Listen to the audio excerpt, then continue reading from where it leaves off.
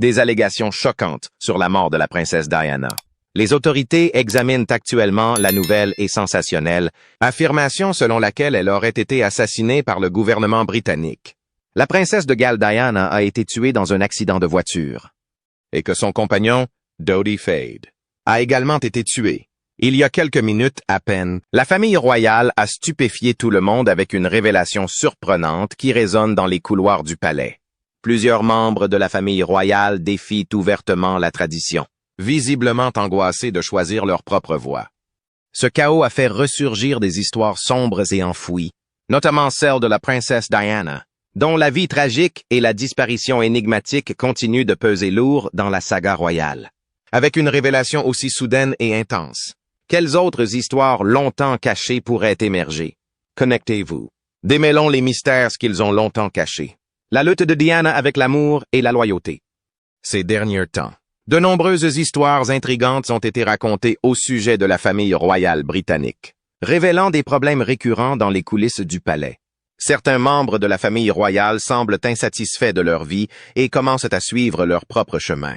Au milieu de tout cela, un détail surprenant des décennies passées a été révélé, partagé par une personne autrefois proche de la famille royale. Cela a relancé les discussions sur la mort tragique et prématurée de la princesse Diana. Alors que les tensions s'intensifient, une vieille lettre de la princesse Diana refait surface, laissant entrevoir un secret qui pourrait ébranler la monarchie dans ses fondements. En repensant à sa vie, Diana Spencer est née le 1er juillet 1961 dans une famille noble. Connue pour sa timidité et son calme, elle a rencontré le prince Charles pour la première fois par l'intermédiaire de sa sœur aînée, Lady Sarah Spencer. Lady Sarah a eu une brève relation avec lui à la fin des années 1970, mais celle-ci a pris fin après qu'elle a ouvertement déclaré qu'elle ne l'épouserait pas, quel que soit son statut royal. Cependant, cette rupture lui a ouvert la voie à la rencontre de Charles, débutant une histoire d'amour que le monde entier allait suivre de près. En 1980, Diana, 19 ans, et Charles, 32 ans, commençaient à sortir ensemble, malgré leurs différences d'âge notables, qui posera plus tard des problèmes dans leur façon de voir la vie. Si le public est fasciné par leur relation, elle se sent mal à l'aise dès le début. Elle est particulièrement gênée par les sentiments persistants de Charles pour son ex-petite amie, Camilla Parker Bowles. Même s'il était avec elle, sa distance émotionnelle et ses sentiments persistants pour Camilla étaient évidents. Plus tard, elle a admis qu'elle remettait souvent en question son engagement envers elle, surtout après l'avoir entendu parler affectueusement de Camilla à un ami, disant même qu'il l'aimerait toujours. Après l'annonce de leur fiançailles, il y a eu une interview bien connue où un journaliste lui a demandé s'il l'aimait vraiment. Charles a donné une réponse vague en disant « Peu importe ce que signifie l'amour », ce qui n'a fait que la rendre encore plus incertaine quant à leur relation. Même si elle avait des doutes, la pression de son statut royal et sa propre inexpérience l'ont poussée à mettre ses sentiments de côté. Le 29 juillet 1981, leur mariage a eu lieu à la cathédrale Saint-Paul de Londres et a été appelé le mariage du siècle. La cérémonie a été diffusée dans le monde entier avec environ 750 millions de téléspectateurs.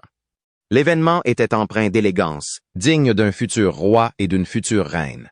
Elle portait une superbe robe en soie ivoire conçue par David et Elizabeth Emmanuel, avec une traîne de 75 mètres, ajoutant à l'extravagance de la journée. Plus de 500 invités, dont des dirigeants mondiaux, des membres de la famille royale et des personnalités célèbres, ont assisté à l'événement. Mais toute cette beauté et ce glamour ne pouvaient cacher les problèmes de leur mariage. Peu de temps après, on a appris que Charles était toujours en couple avec Camilla, ce qui n'a fait qu'empirer les choses pour elle. Elle avait déjà du mal à assumer son rôle au sein de la famille royale, et cela n'a fait qu'empirer les choses. Alors que le public considérait leur mariage comme un conte de fées, la vérité était bien plus difficile à comprendre. Même si le mariage était grandiose, elle a dû faire face à des sentiments de négligence et de solitude, surtout après avoir réalisé que Charles avait des sentiments plus forts pour quelqu'un d'autre. Même avant que leur mariage ne commence officiellement, elle sentait la présence de Camilla peser sur sa relation avec Charles. Malgré ses premières tentatives pour gagner le cœur de Charles, elle s'est toujours sentie éclipsée par Camilla. ce qui n'a fait qu'ajouter de la pression à leur mariage au fil du temps. Cette tension est devenue célèbre lorsqu'elle a parlé ouvertement de ses difficultés dans une célèbre interview en 1995 sur Panorama de la BBC. Alors que son mariage bat de l'aile, un nouveau chapitre de chagrin et d'examen public commence. Écho du silence. Elle a expliqué qu'elle se sentait souvent ignorée par Charles, qu'elle désirait ardemment son affection, mais qu'elle la recevait rarement. Elle a décrit des moments de profond désespoir où elle allait jusqu'à l'extrême pour attirer son attention. Un moment particulièrement pénible s'est produit alors qu'elle était enceinte de leur premier enfant, le Prince William. En proie à une profonde douleur, elle s'est jetée dans les escaliers de Sandringham, espérant que Charles se montrerait concerné. Mais à sa grande déception, il a à peine réagi à ses appels à l'aide. Cet acte était un appel à l'attention, un signe de l'isolement qu'elle ressentait dans leur mariage. Heureusement, le bébé n'a pas été blessé, mais l'incident a montré les luttes émotionnelles intenses auxquelles elle était confrontée. Elle a admis s'être sentie seule et trahie, en particulier alors qu'elle tentait de faire face à ses responsabilités au sein de la famille royale, tout en sachant que la relation de Charles avec Camilla était toujours en cours. La liaison de Charles avec Camilla était un énorme point de conflit dans leur mariage. Dans la même interview, elle a déclaré que leur mariage était composé de 3 personnes, faisant allusion à la profonde douleur qu'elle ressentait en sachant que le cœur de Charles était divisé. Alors que son mariage continuait de s'effondrer, elle a continué à essayer de réparer les choses, tout en trouvant du réconfort dans ses fonctions publiques, qui lui ont apporté reconnaissance et respect pour son travail caritatif. Mais ce n'était pas la fin de ses défis. Ces révélations ont montré à quel point elle s'efforçait de trouver le bonheur et un sentiment d'appartenance, tout en faisant face à la douloureuse réalité d'une vie publique remplie de chagrins personnels. Elle a trouvé réconfort et reconnaissance grâce à son travail caritatif, mais à la maison, elle a dû faire face à des difficultés constantes. En 1992, elle et Charles ont décidé de se séparer et en 1996, ils ont officiellement divorcé. Pendant cette période, elle a dû faire face à de nombreuses pressions publiques et privées. Elle parlait souvent des efforts qu'elle avait déployés pour réparer leur relation. Mais la proximité de Charles avec Camilla les avait empêchés de se réconcilier. Lorsque leur divorce fut prononcé, elle avait accepté le fait qu'elle ne pourrait pas gagner l'amour de Charles. Leur relation difficile avait laissé de profondes cicatrices émotionnelles, mais elle l'avait également aidée à devenir plus résiliente et indépendante. Elle s'est alors consacrée à l'éducation de ses fils, le Prince William et le Prince Harry, et à la poursuite de son travail humanitaire. Ces rôles lui ont donné un but dans les années qui ont suivi, et elle est devenue aimée dans le monde entier en tant que princesse du peuple. L'attention constante des médias est devenue un facteur dangereux lors de cette nuit fatidique. Elle et Dodi séjournaient à l'hôtel Ritz à Paris, propriété du père de Dodi. Après y avoir passé la soirée, ils ont tenté de partir discrètement, espérant éviter les paparazzis qui les suivaient partout. Leur désir d'intimité a conduit à un tragique accident de voiture qui a mis fin à leurs 2 vies et a laissé le monde sous le choc. Un groupe de photographes s'est rassemblé devant l'hôtel, impatience de prendre des photos, mais ils se sont faufilés par la porte arrière pour ne pas être vus. Ils se dirigeaient vers l'appartement de Dodi Fayed à Paris, Henry Paul, qui était temporairement responsable de la sécurité à l'hôtel Ritz, conduisait. Trevor Rees-Jones, le garde du corps personnel de Dodi, les accompagnait. Malheureusement, dès qu'ils sont partis, les photographes ont compris où ils allaient et ont commencé à les poursuivre agressivement. Ces mêmes photographes avaient suivi Diana tout au long de son séjour à Paris, et leur poursuite est devenue encore plus intense alors que la voiture s'éloignait à toute vitesse. Après un accident dévastateur, une vague de chocs et de questions s'ensuit. L'incident du tunnel de l'Alma. La Mercedes noire dans laquelle il voyageait s'est lancée à toute vitesse dans le tunnel sous le pont de l'Alma, essayant d'échapper aux photographes. Malheureusement, peu de temps après être entrée dans le tunnel, la voiture a percuté un pilier alors qu'elle roulait à environ 105 km/h. L'impact a été dévastateur. Dodi Fayed et Henry Paul sont morts instantanément sur place, tandis qu'elle était grièvement blessée, mais toujours en vie. Les secours sont arrivés rapidement et l'ont emmenée à l'hôpital PTA-Salpêtrière. Le trajet a duré près de 2 heures, mais malgré tous les efforts médicaux, elle est décédée quelques heures plus tard. Trevor Rees-Jones. le garde du corps, a survécu, bien qu'il ait été gravement blessé et qu'il lui reste un long chemin à parcourir avant de se rétablir. Mais ce n'est pas là que réside la plus grande surprise. Les premiers résultats de l'enquête ont été choquants. Les autorités françaises ont révélé que Henry Paul avait bu, son taux d'alcool étant 3 fois supérieur à la limite légale. C'est ce qui a été identifié comme étant la cause principale de l'accident. De plus, il a été constaté qu'aucun des passagers, à l'exception de Rhys Jones, n'avait attaché sa ceinture de sécurité, ce qui a considérablement réduit leurs chances de survie à l'accident. La nouvelle de sa mort a choqué le monde entier. Elle n'était pas seulement admirée pour sa beauté et son élégance, mais aussi pour sa gentillesse et sa façon de communiquer avec les gens. Son engagement dans le travail humanitaire et sa capacité à communiquer avec les gens ordinaires lui ont valu l'amour de beaucoup.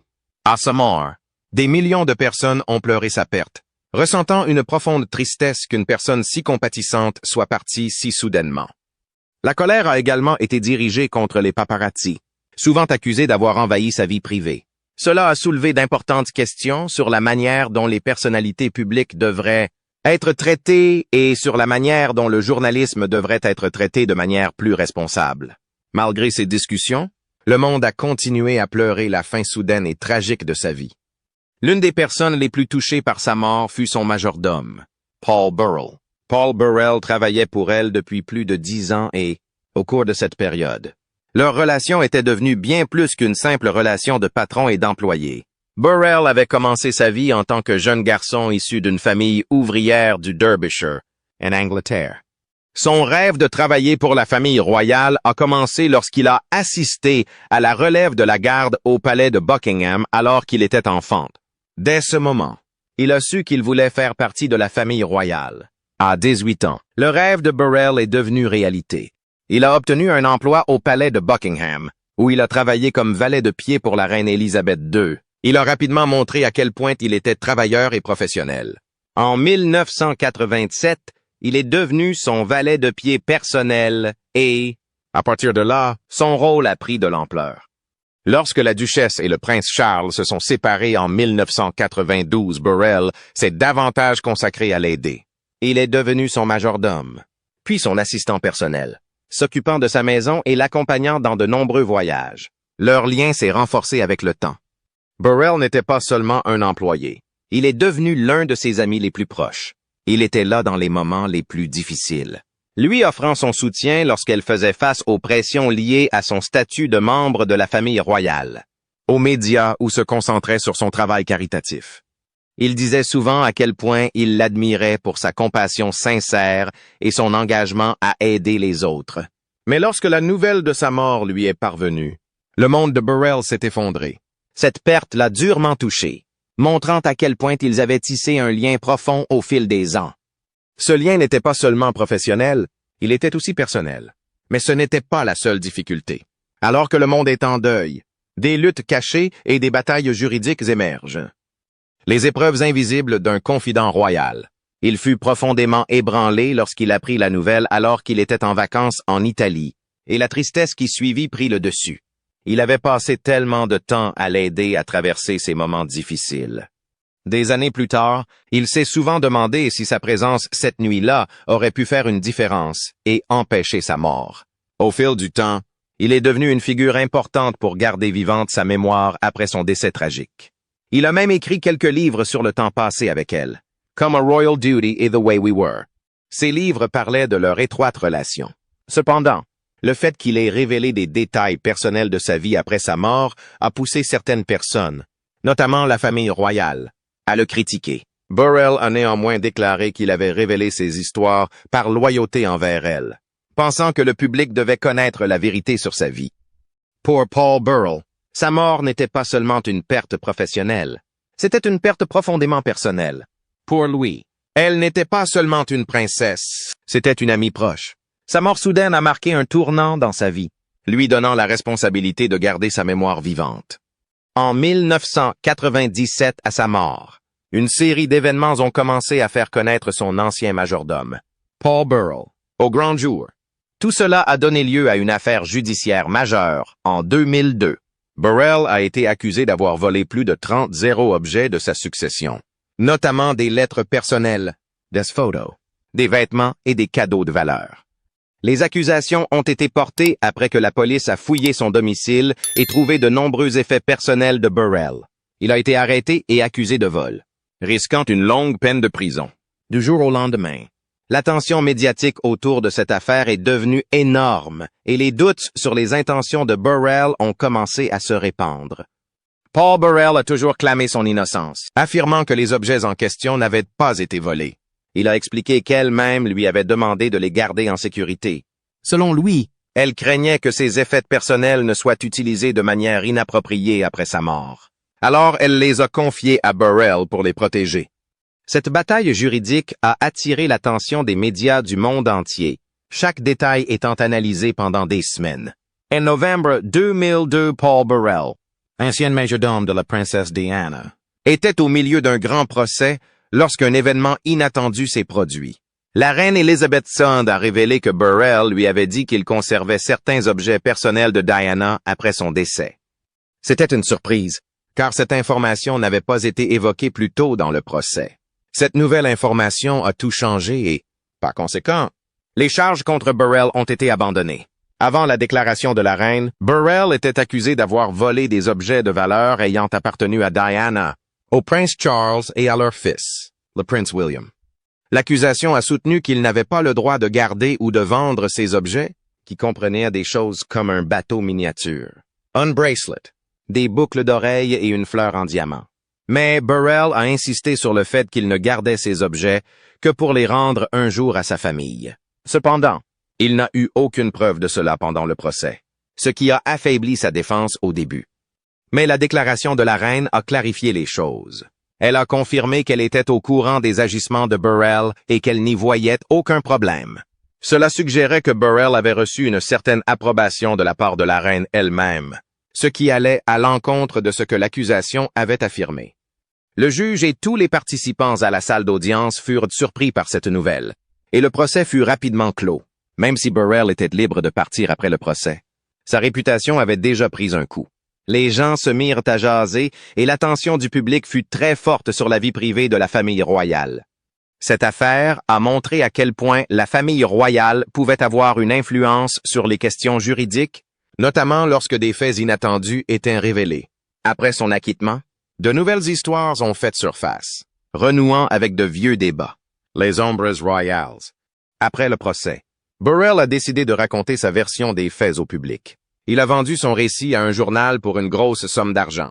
D'autres membres du personnel royal qui avaient fait face à des accusations similaires ont choisi de rester silencieux, se concentrant sur la démonstration de leur loyauté envers la famille royale plutôt que sur la recherche d'attention. Mais ce n'est pas tout. Le procès a également permis d'examiner de plus près la manière dont les affaires impliquant le personnel royal ont été traitées. Une enquête interne a été lancée pour examiner les mesures juridiques et procédurales prises dans l'affaire, dans l'espoir de tirer des leçons de ce qui s'est passé et d'apporter des améliorations pour l'avenir. Cette enquête a été menée par un ancien chef de police, qui a été chargé de trouver comment éviter de tels rebondissements judiciaires dans les affaires futures. Mais ce n'était pas la fin de l'implication de Burrell dans son histoire. Même après avoir été acquitté, Burrell est resté fidèle et a continué à attirer l'attention en partageant plus de détails sur sa vie et sa mort. Dans des interviews et des livres, il a raconté comment elle avait eu peur pour sa sécurité dans les mois qui ont précédé l'accident de voiture à Paris qui l'a tué.